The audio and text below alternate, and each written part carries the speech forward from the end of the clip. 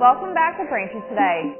I'm Martha Konstandinidis and you're watching BCAM TV. Now we'll be getting into our latest stories from the week.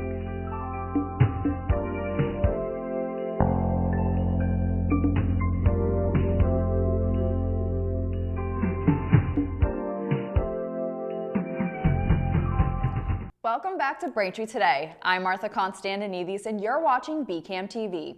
Now we'll be getting into our latest stories from the week. The U.S. began airstrikes in Iraq and Syria on Friday against Iran's Islamic Revolutionary Guard Corps and affiliated groups. The U.S. Central Command said it launched a multi-tiered response to a deadly drone attack that killed 3 American soldiers last Sunday. U.S. forces struck more than 85 targets associated with the Islamic Revolutionary Guard's elite Quds Force and affiliated militias. President Biden said in a statement on Friday, the United States does not seek conflict in the Middle East or anywhere else in the world, but let all those who might seek to do us harm know this: if you harm an American, we will respond. Also, on Friday, the U.S. Treasury imposed new sanctions on a network of firms in Iran and Hong Kong that are accused of helping Iran procure technology to make ballistic weapons and drones. On Wednesday, the Food and Drug Administration said 561 deaths have been reported in connection to recalled Philips devices, which treat obstructive sleep apnea and other breathing disorders. The FDA said that since April 2021, it has received more than 116,000 medical device reports of foam breaking down in Philips CPAP machines and BiPAP sleep therapy devices. The Dutch medical device maker has recalled millions of the breathing machines amid reports they were blowing gas and pieces of foam into the airways of those using the devices. Philips in late 2023 agreed to pay at least $479 million to compensate users of 20 different breathing devices and ventilators sold in the U.S. between 2008 and 2021. Those who returned a recalled Philips machine are entitled to both the return and payment awards without having to submit a claim form and can use prepaid shipping forms at no cost. Those who spent their own money buying a recalled device will need to complete a device replacement claim form. The deadline for the claim submissions is August 9, 2024.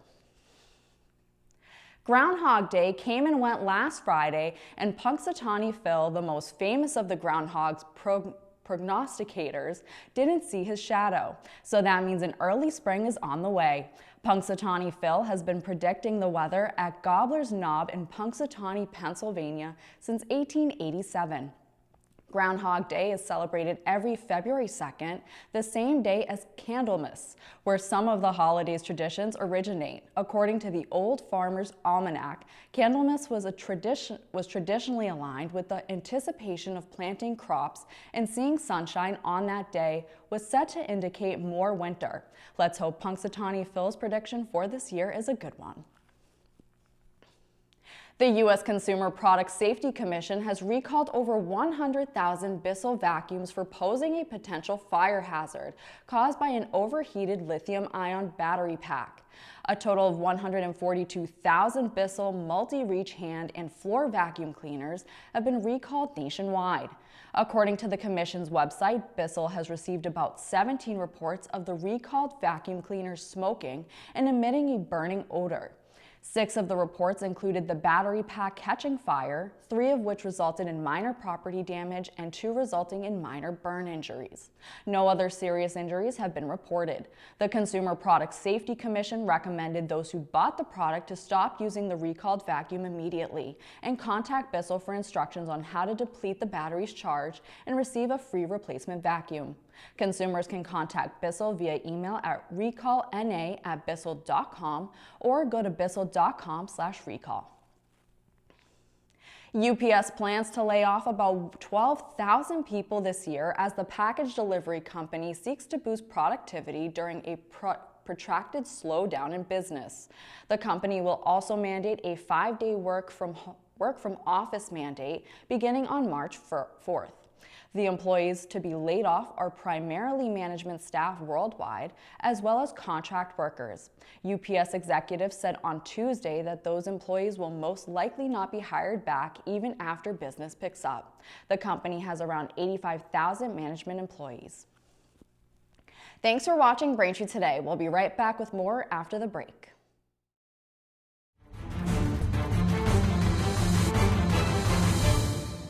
Hi, I'm Tom Lyons, a retired captain from the Quincy Fire Department and the author of the book Fighting Fire, A Proactive Approach. Let's talk portable electric space heater safety. These heaters must not be left unattended. Place them on a stable base 3 feet from combustibles. Their use is not recommended within a bedroom, but if you must do so, place a smoke detector on the ceiling within the bedroom. Plug a portable space heater directly into the outlet, avoiding extension cords. Thus, do not use lamp cords or power strips for this purpose. Are portable, unvented propane and oil-filled heating appliances safe to use within a residence? No. Massachusetts prohibits their use. These heaters produce asphyxiant gases.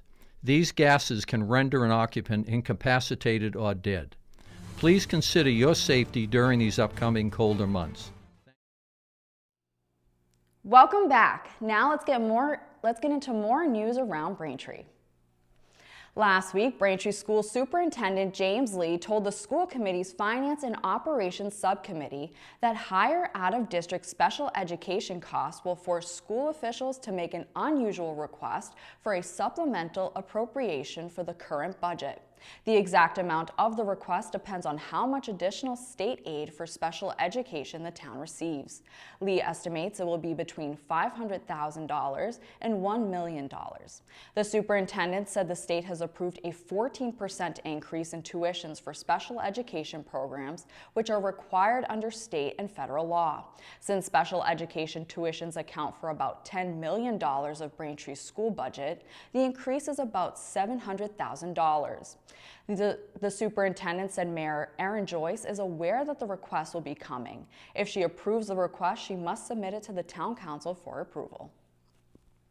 The Braintree School Committee will offer residents the unusual opportunity to suggest names for the early education center that will move into the former South Middle School in the fall. School Committee member Kathleen Tuffy outlined the process for naming school buildings or other facilities under its policy during a meeting of the Policy and Education Subcommittee last week. Tuffy said the school committee will hold a public hearing so people can advocate for a name. Suggestions must be made in writing and addressed to committee chair Lisa Fisk-Heeger. If the school is to be named for an individual, that person must be deceased for at least 5 years or their service to the town concluded at least 5 years ago. The school committee is expected to vote to begin the process at its February 5th meeting. Algonquin Gas Company announced that it's planning to conduct maintenance on its hub line over a 24-hour period between February 2nd and February 9th.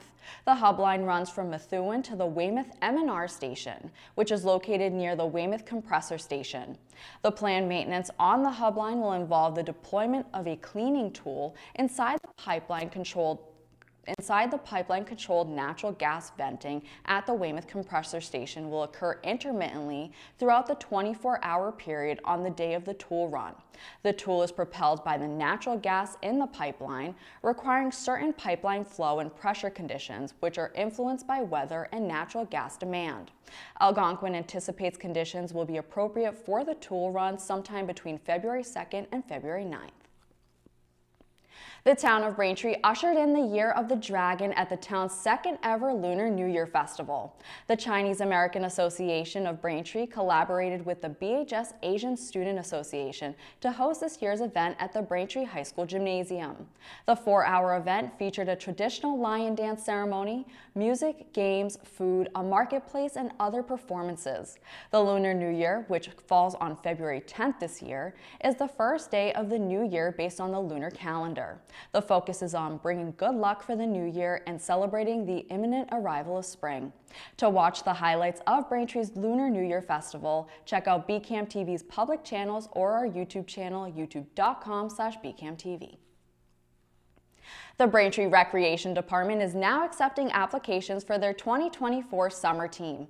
The Recreation Department is looking for instructors and directors for the Kiddo Camp, Sports Camp, S&P Camp, and other arts, playground, and waterfront programs. To sign up, you can head to BraintreeRec.com for the application. Once completed, email your application to BraintreeRecreation@gmail.com. Thank you for watching Braintree Today on BCAM TV. We'll be right back with more stories in the area. Meet James. He was surprised to find out that he has elevated blood pressure, which could turn into high blood pressure. So he talked with his doctor about a healthy path to get his numbers down. He quit smoking, which makes a big difference for his overall heart health. He also cut down on salt by watching out for high sodium on food labels and added a 30-minute walk 5 days a week to his routine. These healthy steps weren't easy, but lowering his blood pressure was worth it. Learn more about his healthy path. Welcome back to Braintree Today. Now let's get right into more stories. In a follow-up to a story we brought to you last week, Steward Healthcare said it has the funding it needs to keep its 9 hospitals in Massachusetts open for now. Steward said it secured bridge financing, which will give them the time to transfer ownership of 1 or more of its hospitals to other operators. Dallas-based Steward Healthcare reportedly owes $50 million in unpaid rent. It currently operates Kearney Hospital in Dorchester, Good Samaritan Medical Center in Brockton, Holy Family in Haverhill and Methuen, Morton Hospital in Taunton, Neshoba Valley Medical Center, New England Sinai Hospital, Norwood Hospital, St. Anne's Hospital in Fall River, and St. Elizabeth's Medical Center in Brighton. The company employs more than 16,000 nurses, doctors, and other frontline essential healthcare workers around the state. Former Boston Red Sox general manager Theo Epstein is joining the Fenway Sports Group as a part owner and senior advisor. Epstein, who helped bring championship titles to the Boston Red Sox, will advise FSG owner John Henry, Tom Werner, Mike Gordon, and Sam Kennedy on the company's sporting operations while also consulting on strategic growth and investment initiatives. The Fenway Sports Group owns the Boston Red Sox, Liverpool FC, the Pittsburgh Penguins, RFK Racing, and Boston Common Golf. Epstein will no longer be a formal consultant to Major League Baseball, but will continue to serve MLB's competition committee and on-field committee on an informal basis. Epstein oversaw Boston's baseball operations for 8 seasons from 2003 to 2011, before leaving to join the Chicago Cubs. The Red Sox won the World Series in 2004, their first title since 1918, and then won again in 2007. Annette Bening, a 2-time Golden Globe winner, was named the 2024 Woman of the Year by Harvard University's Hasty Pudding Theatricals. The festivities, including a celebratory roast of Bening, will begin this week on Tuesday. Bening will attend a performance of the Hasty Pudding Theatricals' 175th production, Heist Baby. Josh Hillers, the organization's president, said, quote, "We're absolutely thrilled to honor Annette Bening in this milestone 175th anniversary year for the Hasty Pudding. Hot off her Oscars nomination for Best Actress, we're excited to present her with the most prestigious award in the entertainment industry," end quote.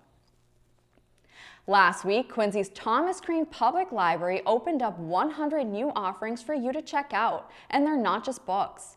Joining a growing movement, the Quincy Library of Things invites card-holding members to stop by and borrow a wide variety of everyday household and non-traditional items to make their lives easier or more enjoyable. Do you think you might like a 3D printer? Well, now you can take one home for 2 weeks and see for yourself. Several other South Shore communities already have a Library of Things and report they are very popular. Anyone with an Old Colony Library Network card in good standing can check out something from the Library of Things. A borrowing agreement must be signed at checkout. Items must be cleaned and placed back in their containers when returned. A nationwide blood shortage is being intensified by severe winter weather that forced hundreds of blood drive cancellations across the country. The American Red Cross in Massachusetts is asking residents on the South Shore to roll up their sleeves to give blood or platelets. In an emergency appeal, the Red Cross said since early January, about 265 blood drives across 27 states were canceled due to weather. This left more than 8,000 blood and platelet donations to go uncollected and has left hospitals in short supply of blood. Residents around Braintree, Quincy, Randolph, and Weymouth are encouraged to give blood locally to help. Some of the places to do that include the Quincy Sons of Italy at 120 Quarry Street, the Weymouth Blood Donation Center at 208 Main Street, RICC at 128 Pleasant Street in Randolph, and Stetson Place at 541 Main Street in Weymouth.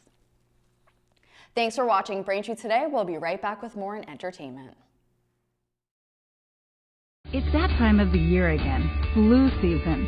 Getting vaccinated against the flu and COVID-19 can help keep you, your family, and your community healthy. You can even get both vaccines at the same time. Visit mass.gov/flushot to learn more. Welcome back to Braintree Today. Now with Black History Month underway, it's a wonderful time to look at varying stories, perspectives, and messages conveyed through art. Here are 3 movie recommendations for you to watch. First up, Harriet follows the extraordinary tale of Harriet Tubman's escape from slavery and transformation into one of America's greatest heroes, whose courage, ingenuity, and tenacity freed hundreds of slaves and changed the course of history. The film stars Cynthia Erivo and Leslie Odom Jr. You can watch Harriet now on Netflix. Next, Just Mercy follows Brian Stevenson, who after graduating from Harvard heads to Alabama to defend those wrongly condemned or those not afforded proper representation. One of his first cases is that of Walter McMillan, who was sentenced to die in 1987 for the murder of an 18-year-old girl. Despite evidence proving his innocence, in the years that follow, Stevenson encounters racism and legal and political maneuverings as he tirelessly fights for McMillan's life. The film stars Michael B. Jordan, and you can watch Just Mercy now on Max. Finally, Rustin follows Bayard Rustin, advisor to Martin Luther King Jr., who dedicates his life to the quest for racial equality, human rights, and worldwide democracy. However, as an openly gay Black man, he is all but erased from the civil rights movement he helped build. The film stars Coleman Domingo, and you can watch Rustin now on Netflix. That'll do it for news today. Remember, if you're a customer of Verizon, you can watch BCAM TV in high definition on channel 2128. I'm Martha Konstandinidis, and thank you for watching Braintree Today on BCAM TV. We'll see you next time.